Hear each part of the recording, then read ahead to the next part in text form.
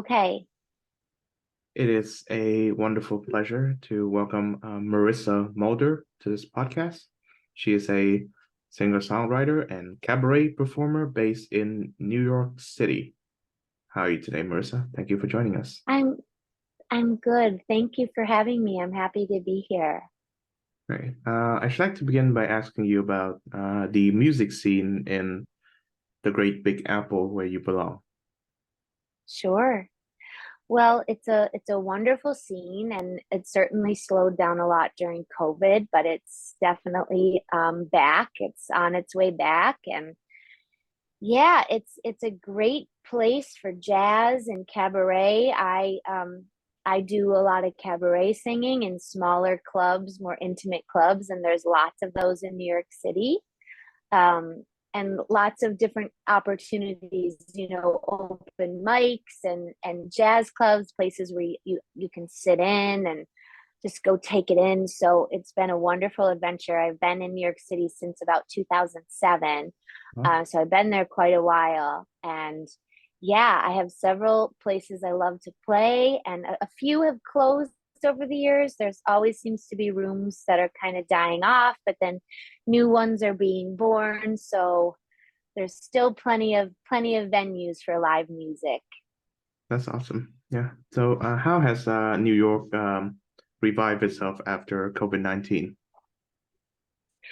Well, just the shows, Broadway is back to full capacity and busy. And I mean, I know it's sort of up and down. I think certain shows struggle, but overall, I think the attendance has been high. And same thing with clubs, like all the clubs I love to go to, Birdland for jazz and 54 Below, and all those shows are back in full force, and they've got shows nightly. All the smaller clubs are just doing what they did before. I think it's really kind of come back, and people are just so hungry for live music, Mhm, especially after COVID. They were just so ready for it.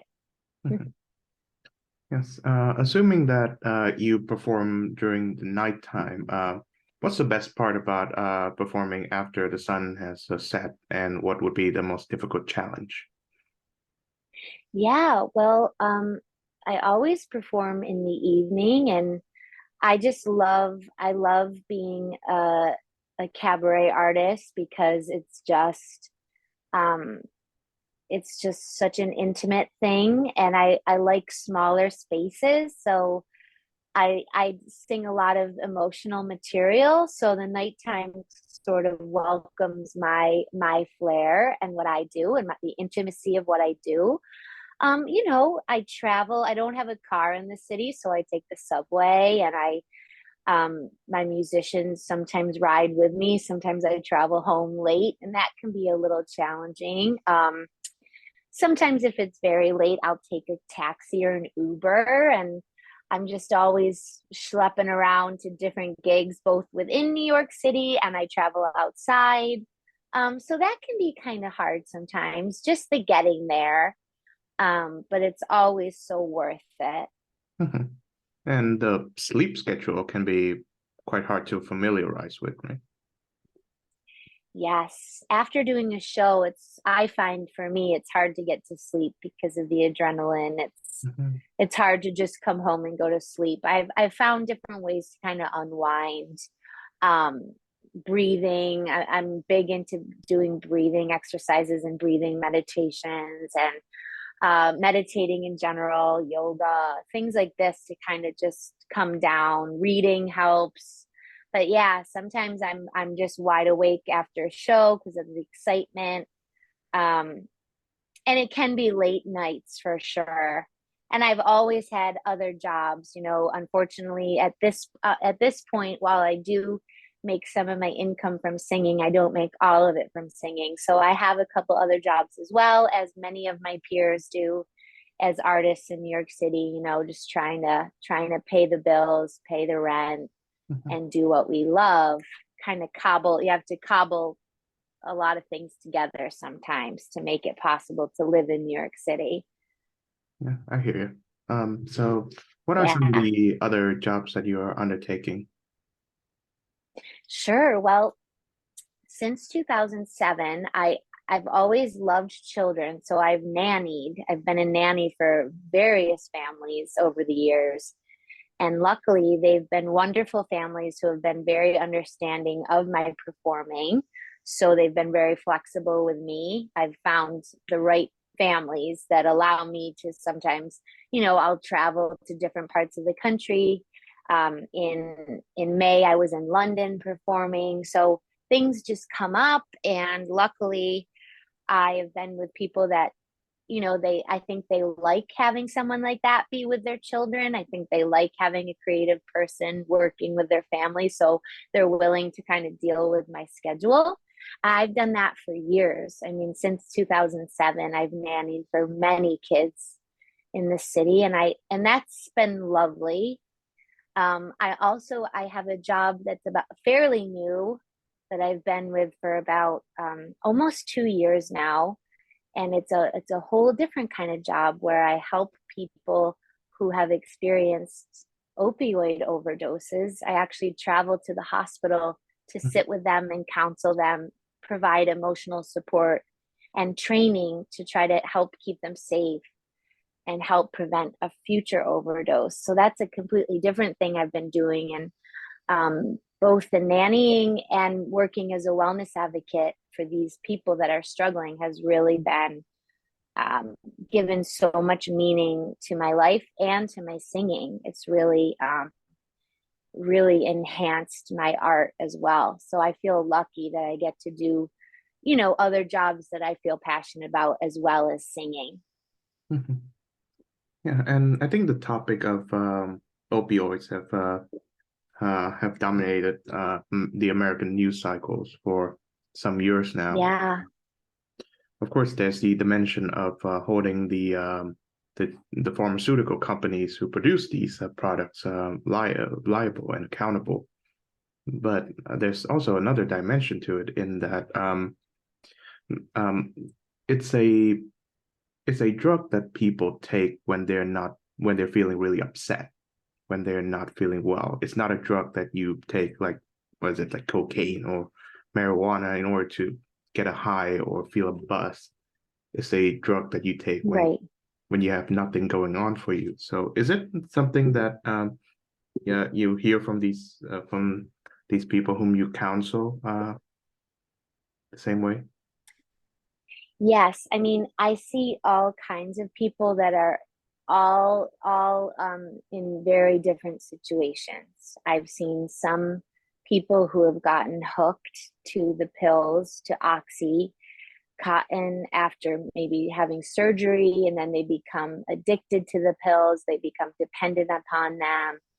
Um, and yes, I've seen younger people in their 20s and 30s who go and buy pills on the street because they're struggling or they're feeling, overwhelmed or lonesome or hopeless or just bored or not happy with their situation. I see a lot of homeless people, and it's heartbreaking. It's heartbreaking. And it's so I see all kinds of people, old and young, people with great jobs, people with no homes, that are all kind of affected by substance use. And I think it's exactly that. It's just the inability to feel maybe at peace, with themselves or with their situations. So it's been hard to see, but I feel glad that I can go and be of service and just treat them with kindness, because they don't always get that kindness, especially because there is a stigma around substance use. So they're not always treated with, kindness and empathy. They Mhm. they sometimes are treated like a nuisance or just a problem, or so. Mhm. I feel like Yeah. there's a problem, and it has been greatly exacerbated by COVID-19 in that we've become more withdrawn into ourselves, and Yeah.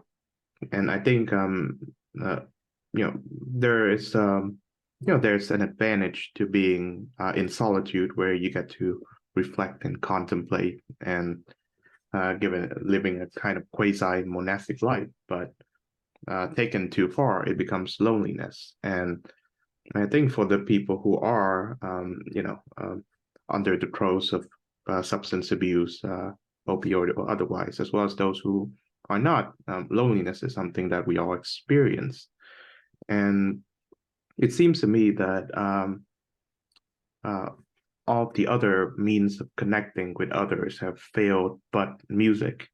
So, I think we'll be discussing Frank Sinatra soon because he's a singer that both of us greatly admire, and he had a brilliant collection of tracks, right, called "Only the Lonely." Frank Sinatra sings for "Only the Lonely." That's a wonderful Yes. collection of tracks. So, tell us about how you find music to be comforting during your times of loneliness, and how you've managed to comfort others with your music. Ab- Absolutely. Music is everything. And, during COVID, I wasn't able to perform live, but I was able to do a lot of Facebook shows, Facebook virtual shows, and my pianist. I worked with two different piano players mostly who live in the city, and they would come over to my apartment and we would put on these shows, and we would sometimes have 50, 60, 70, 80 people tuning in from their homes. We would do a holiday show. I did one for my birthday during COVID, and it was such a great way to feel like I was out there and connected to people, my friends and family. That was a really special way to stay connected when I couldn't be performing at venues. And I was really grateful for that technology. And yeah, during COVID, I created a show. It was such a hard adjustment for all of us, but as life became more normal, I mean, we kind of got used to the shutdown. I started working on a show, which was very cathartic to do that during that time. So it was extremely helpful to keep music close during COVID. It gave me a purpose, and I felt a lot of connection. And I'm glad I used that time to stay as busy as I could, even if it was in my own apartment. Mhm. Yeah. So to connect both Frank Sinatra and the topic of substance abuse, he, besides being a great singer, he was also a great actor. And one of the great movies I Yes. saw from him was this one called "The Man with the Golden Arm," directed by Otto Preminger. In it, Frank Sinatra plays this drummer called Frankie Machine, and he was also a card shark, as in he's a card dealer, and he was also addicted to presumably heroin, although the drug itself was not named, but it was heavily Mm. implied. In that movie, he recently got out of jail, and I think rehab too, and he swore off drugs, but the temptation of living his old life was way too, well, of course, alluring. And Sure. there's this really challenging scene where he had to go like cold turkey because uh, he was uh, he was caught cheating during his card deal and such. But it's a very heart-wrenching movie. So Mm. but of his, but I think of the stars that was prominent during that time, the 20th century, Frank Sinatra seemed to have the most enduring appeal, and it may be helped that he's also a great actor. But what do you suppose the enduring appeal of Sinatra is? Yeah, I hadn't seen that movie. I'm gonna have to check that out. But I think just the honesty with which in which he sang and delivered the songs, he had a very distinctive voice, like whenever I hear it, I know it's him right away. You know, he had that unique sound that was his own style, but it was the way he phrased songs and understood the lyrics and made us feel them. I think he really massaged the lyrics and put so much emotion into the lyrics. And yeah, I know from reading many books about him that he was you know, he struggled terribly. I mean, he was very high highs and very low lows. But I think he put all of that into his work as a singer and as an actor. And I think that's what made him so enduring, is the feeling he put in. Even if, whether it was a really fast, infectious, swinging number or a devastating 3 a.m. alone in the bar type ballad, he could do both, but he put so much feeling into both that's why I think he he is, you know, the legacy he is, because of the feeling and the interpretation of the music. My favorite album of all time, not just of his, is In the Wee Small Hours, which he released in the 50s. And um, I think people say that it's the first example of a conceptual album, as in an album that's not just a collection of tracks, but a collection of songs where the themes share something in common. And the theme in that album is obviously romantic disillusion. And it's an Yeah. album that I listen to over and over again. And it's mainly because of how vulnerable he is. He's already been a big star at that time, and you know it's fair to say that stars are not that accessible with their emotions, their feelings, and such. But you see a remarkable amount of vulnerability in those songs. Yes, he definitely did that, which you don't always get. I think it's a rare, amazing quality, and he really went there. And yeah, what a great idea. What a great thing to make a concept album. So you can tell that even though he was such a huge star, he seems like he really listened to his own, you know, convictions as an artist and sang the material that really spoke to him and kind of let the chips fall where they may, and came up with these kind of concepts, or he had something to say, you know, which I think was, like you said, coming from a really vulnerable place, a really truthful place, the good, the bad, and the ugly, which is awesome, which, you know, makes me have a high opinion of him.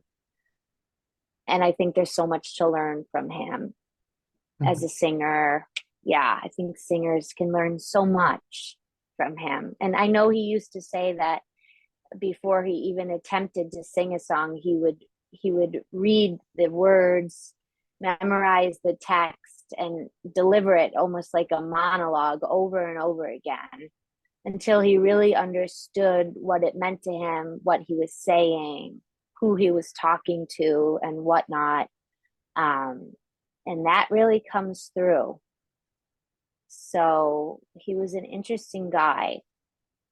Yeah.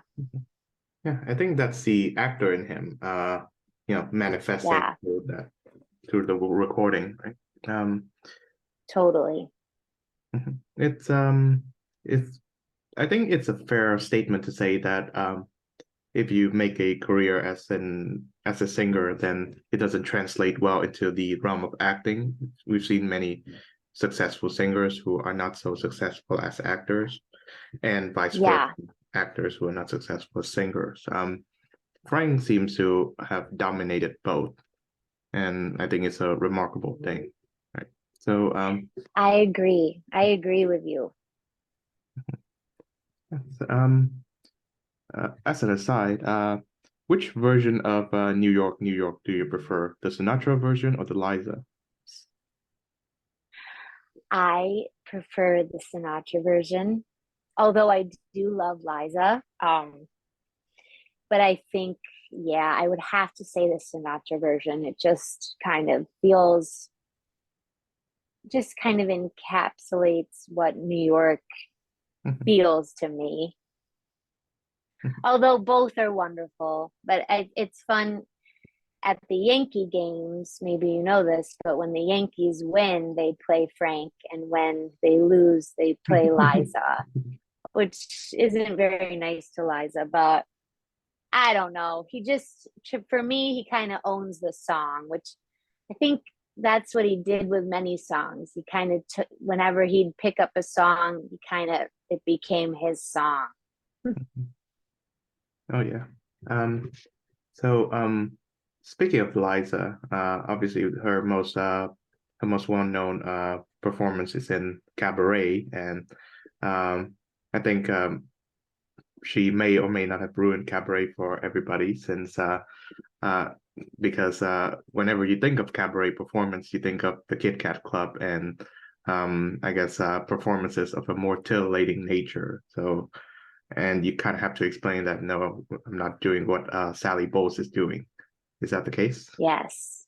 Yes. I've gotten questions like that, people that they associate it with that, or yeah, kind of suggestive performances. I do have to explain it. Some people still don't know what it is really. So that happens a lot. That happens a lot.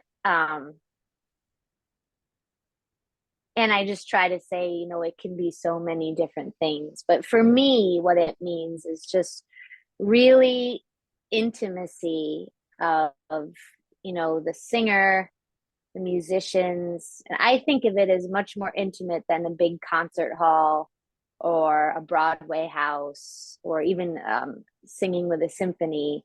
It's just that real intimate, you're very close to the audience kind of thing. But I definitely have had to correct people who assume that that's what it is. So, first, speaking of Liza, her, of course, both her mother and her father are really famous people, but let's just focus on her mother, which is the great Judy Garland. And I don't know if you've seen that movie with Renee Zellweger, but I've heard that it correctly portrays the extent to which her life is turbulent, and she, like many other famous people at her time, struggled with substance abuse and worries about her continuing relevance. And so, how in the case that you do incorporate Judy Garland's numbers into your songs, your song list, how do you convey this conflict in her life? Yeah, well, I think she's another one very similar to Frank in many ways, who also is one of my musical heroes because of the vulnerability and the honesty she brought to everything she sang, every word she sang. So I've yet to do, I've contemplated working on an evening sort of about Judy Garland where I could talk about her, because her story is so sad, and many of us know it. But I think when I sing her songs, I try to honor Judy by really embodying the song and embodying the lyrics, and also not trying to sound like her, but trying to sound like myself. I mean, she has a great quote that she would say, always be a first rate version of yourself rather than a second rate version of somebody else. And I think she really lived by that as an artist. So that's sort of how I try to honor her. And it depends on the type of song that I cover. But again, she's someone that wasn't afraid to go to the dark side, if the song called for it. So I try to do that too in my own way. Um, I like to think, even though it's a bold thing, but I like to think that I'm similar to her in that way. I try to be in the approach to music and the honest depth. And, you know, Frank Sinatra said about Judy that every time Judy sang, a piece of her died. And I really think when she performed, she left it all on the field, you know, um, which was amazing. She could do that even as she was struggling so terribly in her personal life. But it seemed like she never shied away from bringing all that pain to the stage, which I think is so brave and amazing. And I think that's why so many people love her so much. Of course, she starred in the first remake of A Star Is Born, and in that movie, she plays the young up and coming artist, singer. But it was rather ironic because at that time, that was her comeback vehicle. And again, I hate to bring in the topic of substance abuse in this conversation, but she was suffering through substance abuse at the time, and the movie addressed a form Yeah. of substance abuse, but not by Judy Garland's character. Um, I wonder, assuming that you've seen at least one, if not all, of the A Star Is Born movies versions. Why do you suppose that this particular story has this enduring appeal that it gets remade 4 times and each one receives acclaim and also a new generation of audiences?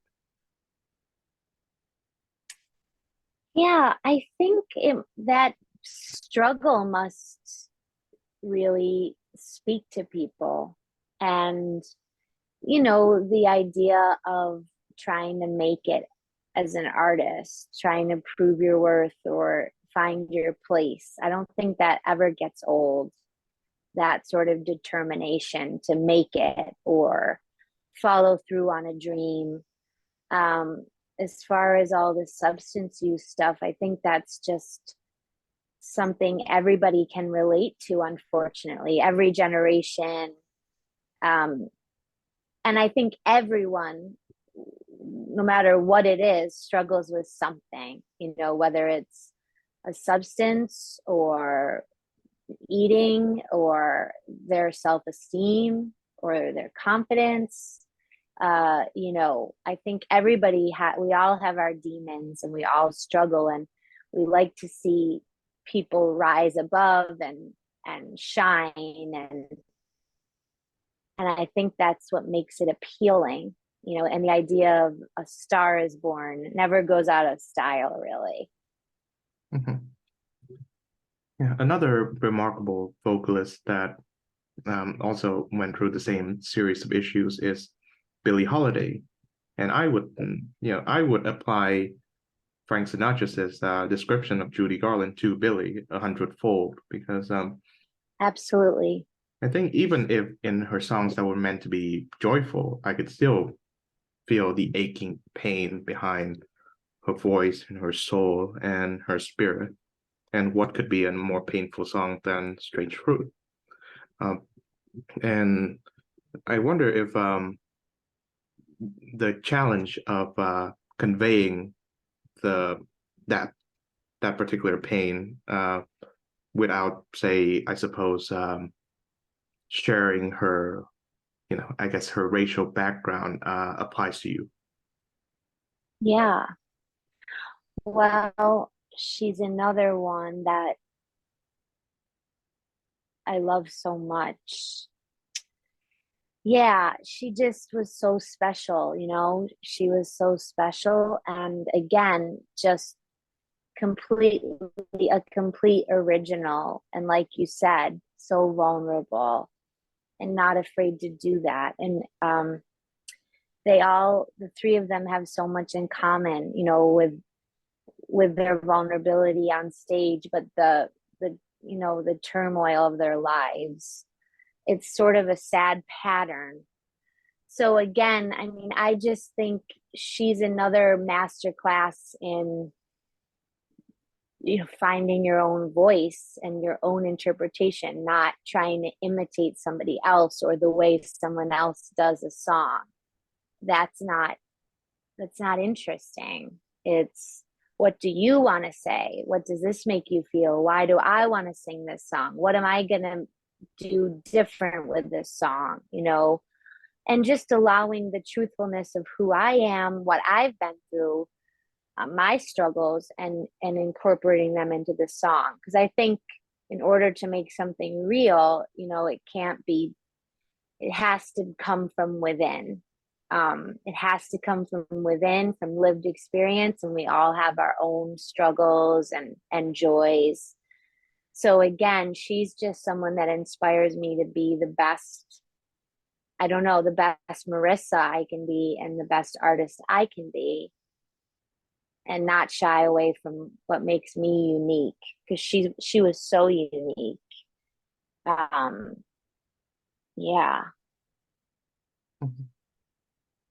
That's in the case of Sinatra and Judy and Billy, they all are famous for singing songs that, well, they themselves did not write. Other people wrote songs for them, and I think they were prominent at the time when they were great songwriters, like the Gershwins and Cole Porter, among others, and great performers like themselves. But I think starting in the 60s and the 70s, that distinction kind of collapsed, with Mhm. people like Lennon, McCartney, and Jagger and Richards, and I guess famous songwriters like Neil Young and Joni Mitchell. If you are a songwriter, you have to perform your songs. Of course, you have covers here and there, but the age of singer-songwriter has successfully taken over, and and part of me is kind of nostalgic to that time when they are great songwriters and they're great singers and they all do their own thing. So, but when it applied to you, how would you how would you seek to I guess convey the emotional depths of the songs that not only uh you didn't write were but the songs themselves were made notable by people other than you? Yeah, that's a great question. I think again, it's just sort of, I think listening to other versions is so important. I think knowing, who's covered it, and obviously, uh, I have my favorite renditions of some of these well-known songs. But then I think after doing that research and listening, really just saying, okay, you kind of try, I try to kind of put it out in my mind and say, why do I love this song? I usually pick songs if they make the hairs on my arms stand up, if I feel some kind of real emotion or tie to the song, then I know that I want to sing it, that I have to sing it. So I think it's just really stripping it down, almost like Frank Sinatra would do with the words, and really kind of obsessively tackling the words is what I like to do first. And that kind of gives me a sense of what the song's saying and why I need to say it. Why do I want to say this? Who am I saying this to? What does this song mean to me? And then, working with great musicians like my pianists, they help me come up with my own arrangement. I mean, it doesn't have to be something crazy or totally out there or different from the original or the well-known versions, but just make it my own, phrasing it the way I want to phrase it, emphasizing certain words the way I think they should be as Marissa and not as another person who's done it so famously. I just think coming in with that mindset helps to set it apart and make it my own, even if it's a song we've heard hundreds and hundreds of times. It can still be made your own if you know why you want to say it, why you want to sing it, and what makes it so important to you. And that brings us to your wonderful Tom Waits tribute album, Tom in His Own Words, which I listened to it just now, and and I think it's wonderful. As someone who's a fan of Tom Waits, uh, I applaud your, I guess, amazing rendition of his songs. Thank you. Yeah, so when I first listened to Tom Waits, it was a strange experience because he was unlike any other artist whom I've listened to, and I remember it was the first album that I've heard from him was The Heart of Saturday Night, which was still in its early phase, where he was still considered pretty conventional singer-songwriter stuff. Um, but he continued to be radically different from any artist of his era. Obviously, his most famous song is Old 55, which is covered by the Eagles. But if you Hmm. listen to his discography, he sounds nothing like the Eagles. I'd like to hear more about how you come to love Tom Waits, the man, the songwriter. Sure. Well, you know, to be totally honest, to do the idea to do a whole show of Tom Waits wasn't my own. It was my director, Lauren. It was her husband's idea. And I wasn't, this was back in, I think in 2012. I wasn't that familiar with Tom Waits. I don't even know if I knew who he was. So I started doing a deep dive and I immediately was so blown away. I mean, at first, his voice is kind of hard to take. It's a very rough sounding voice, and I couldn't always understand all of the lyrics he was singing. I had to Google them so I could read along to his songs. But I was just blown away by the stories he tells. I couldn't believe it. Especially some of and as funny as he is, yeah, he has some of the most heartbreaking ballads I've ever heard, um, that are just incredible stories. I mean, incredible songwriting, storytelling, and as I did research about him, I found out that he was heavily influenced by the Great American Songbook, Mhm. by Frank Sinatra, by songwriters like George Gershwin and Cole Porter. Like, he says all the time that that's the stuff that he was listening to as a boy. He was very much an old soul and very different from his friends growing up, and really gravitated towards jazz.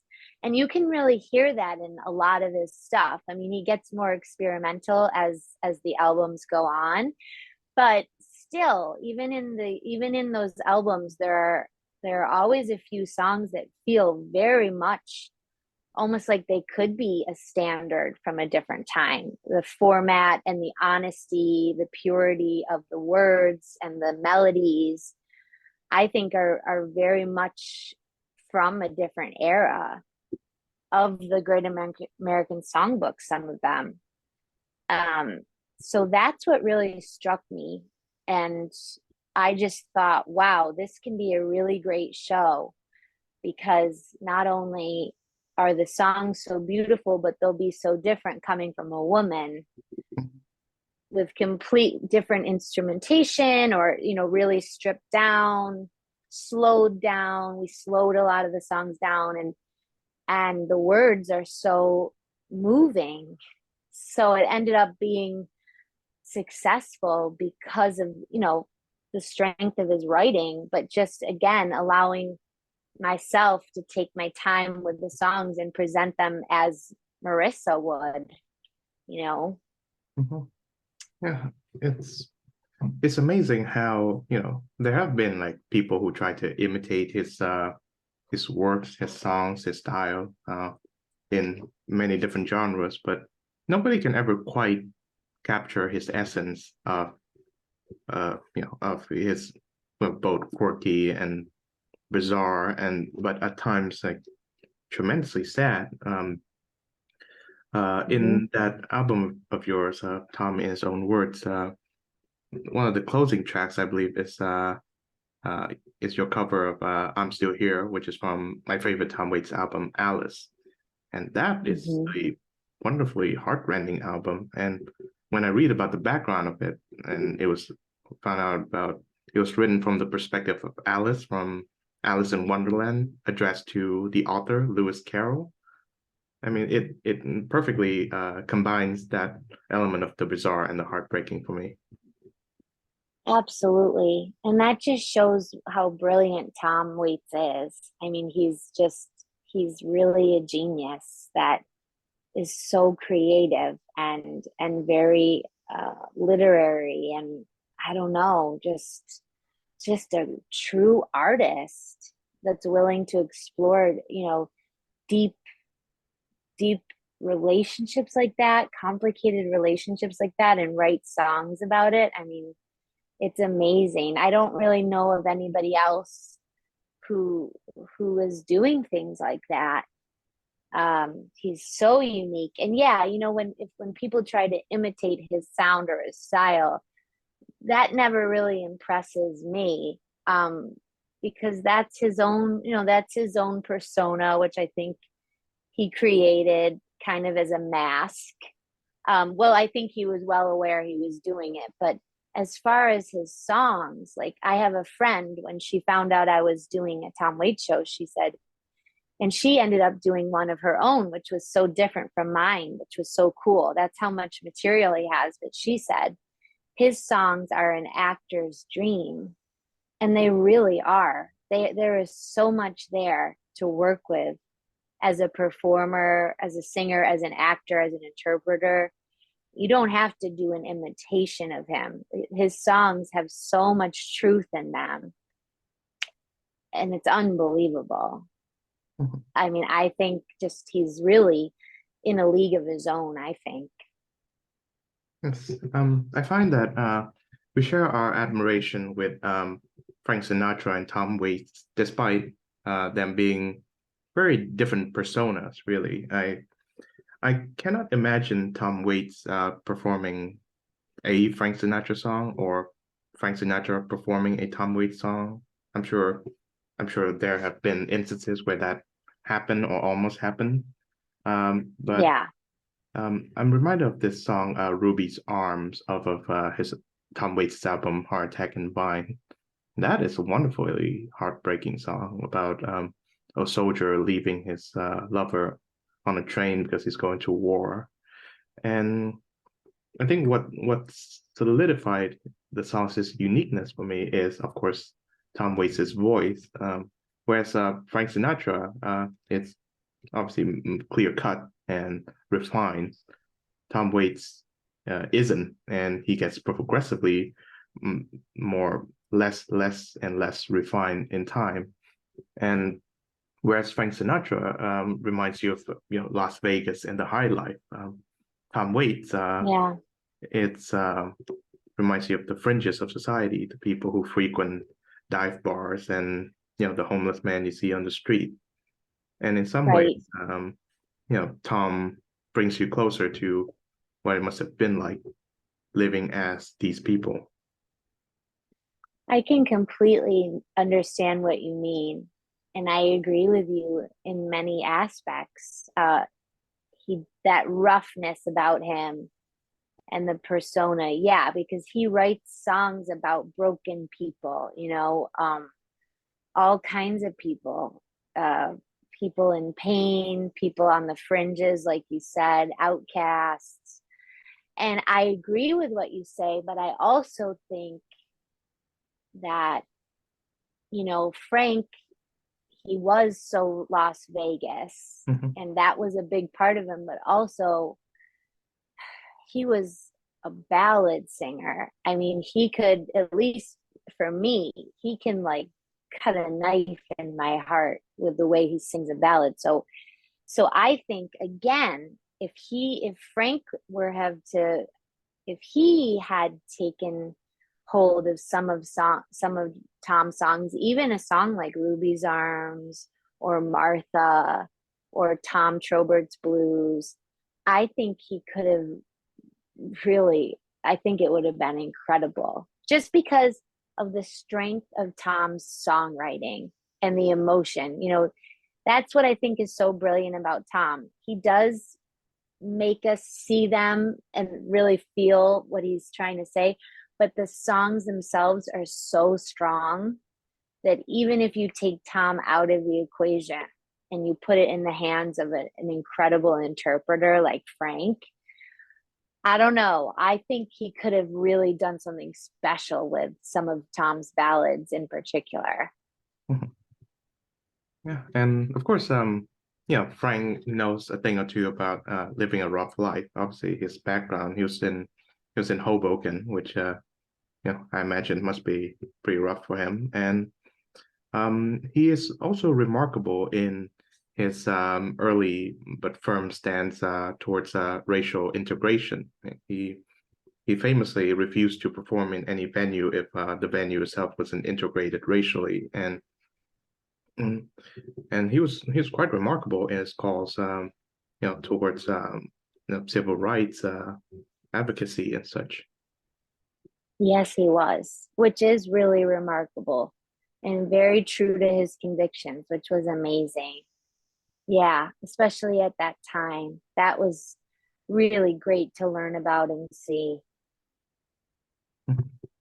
Which brings me to the Great American Songbook, which I think it's probably it's wonderfully American, of course, in that after the music that comes after could not really replicate it. It is at that time, I suppose, because of the whole singer-songwriter domination, the songs are now Yeah, seen as expressions of the singer-songwriter itself and not something larger, like say America. And the songs in the Great American Songbooks are in some ways appealing to people of all racial stripes. So yeah. yeah. Yeah, I think because songs like that, they are so broad, and I think they can be done in so many different kinds of ways, like Ray Charles, for instance, the way he sang some of those standards, or Nat King Cole.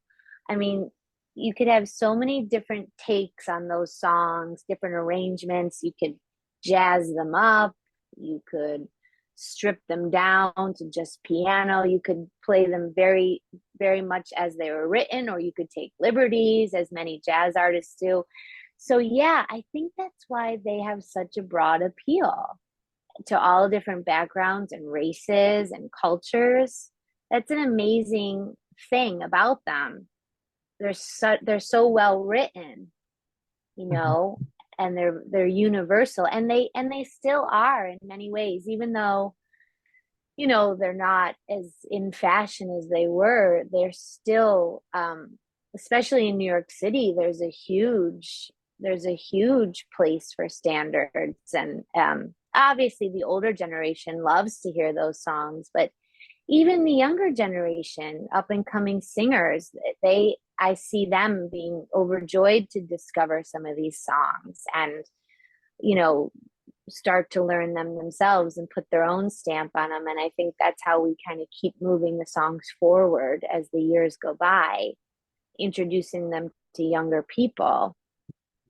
Mhm. And I think of someone like Amy Winehouse, who's Oh someone yeah. I love very much, who is obviously, was her background was jazz. That's where she came from, and she grew up singing standards, and then went on to write her music, which some of it is, I mean, feels very much like an extension of the songbook. I mean, some of it, like a song like Love is a Losing Game, feels very much like it could have been right out of that era. Um, so it's neat, I feel like it continues, and artists draw on that time in their own songs and kind of move it forward. Mhm. And I think it transcends time periods too. No matter how brilliant someone like Jimi Hendrix or Janis Joplin is, you can always liken them to the 60s, whereas songs in the Great American Songbook are very timeless in a way. They are. I agree with you. Very much so. You're right. Timeless. Mhm. Yeah, the message rings clear, and yeah, they can be adapted so many different ways, which is really neat. All right. So, final question, Marissa. What does Yeah, music mean to you? music means everything to me. I mean, I can't imagine life without music. Music has been a part of my life since I was born. I mean, as far as I can remember, and singing is, it brings me the greatest joy. It, Whenever I'm singing, I feel really at peace, present, and free. It's my favorite thing to do, whether it's in front of an audience or in my bedroom. It just lifts me up and gets me out of my own way and quiets my mind. And I feel the same way when I go see a show, when I listen to an album. It just makes me feel at peace and allows me to connect with the music or the singer and feel less alone in the world. Mhm. So that's the power of music for me. Well, couldn't have put it better myself. Thank you very much, Marissa Mulder, for being on this program. Thank you so much for having me. It was a pleasure to talk to you.